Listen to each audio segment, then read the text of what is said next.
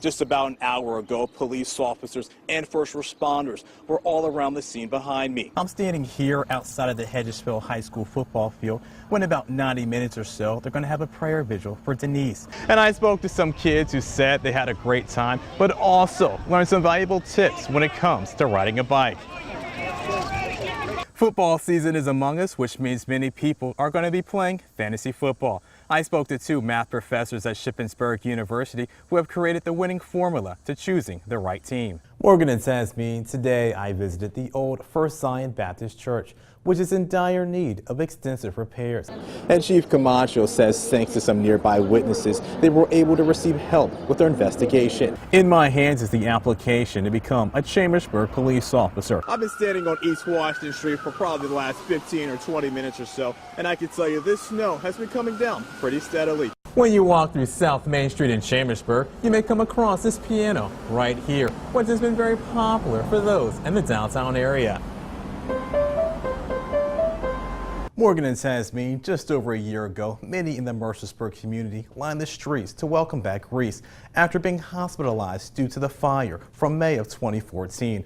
Over the last year, Reese has taken steps in the right direction for her recovery.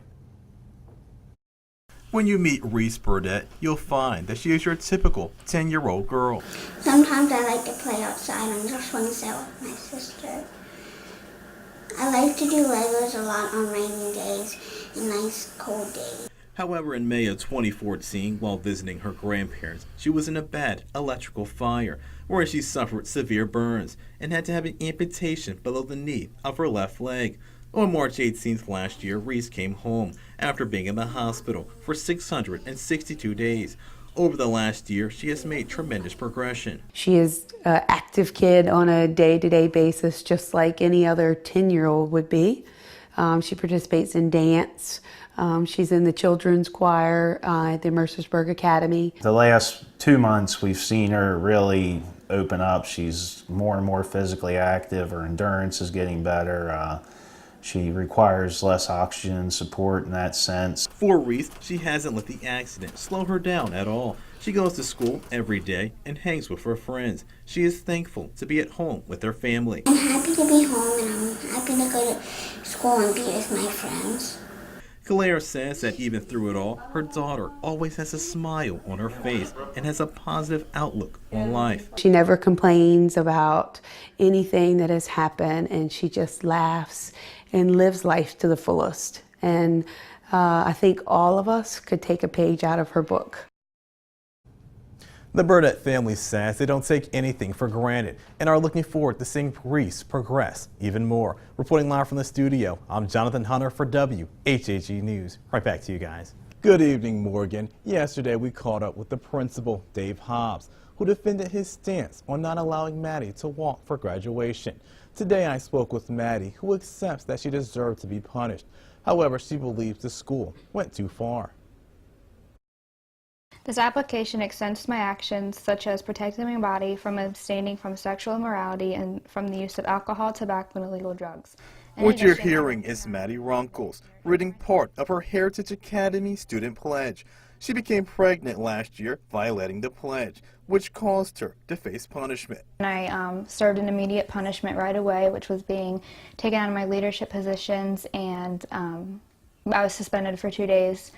And that's other kids that have broken the student agreement, that's what has happened to them. But Heritage Academy went a step further, saying she would not be able to walk across the stage with her 14 other classmates for graduation, which Maddie thinks is too harsh of a consequence. I served my 2 punishments just like all the other kids had, served the same punishment, but then to be told that I have this extra punishment added on just really hurt, and it made me feel really just let down and shamed for what I had done with getting pregnant. The school's principal, Dave Hobbs, has said that Maddie isn't being punished for keeping the baby, but because she simply broke the rules. Maddie's family has stood by her side and stood up to the school. But then once we, stood up and said, this isn't being handled properly, it's sending the wrong message about how to treat kids in my situation, then people really stepped away, and they were mad at us for that, for standing up to the school. Going forward, Maddie's family is upset with the decision, but wants the situation to raise awareness to a larger issue. this is way bigger than just a small school in Maryland. This is happening across the nation. We have this awesome opportunity to set an example. Yes, these kids made a mistake. They get punished for it, but then you need to move on. You need to love them afterwards. You need to support them through all this. It just needs to be done and over with. Maddie plans to take online classes in the fall and wants to study business. She says she wants to one day start a nonprofit to assist teen moms and dads. Reporting live in the newsroom, I'm Jonathan Hunter for WHAG News. Students of all ages at Ranson Elementary were fitted for helmets and got to ride through the course known as the Bike Rodeo.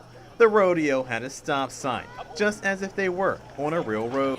We think it's very important for them to know the safety rules and also the highway rules so that they come to and from school in a safe manner. The Bike Rodeo was a joint effort put on by various organizations, including the City of Ranson and the Ranson Police Department.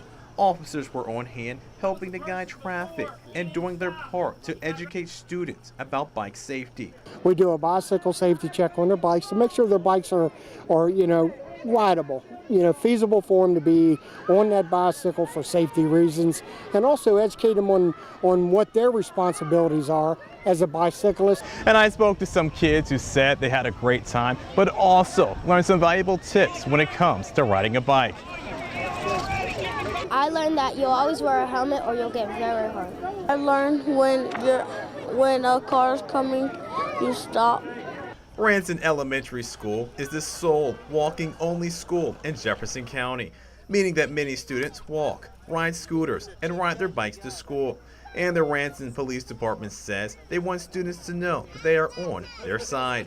The interaction with law enforcement and our children, and especially the ones in our communities, is the utmost. We want to make sure that they understand we're here for them at any time they need us. Reporting in Ranson, Jonathan Hunter, WDVM News.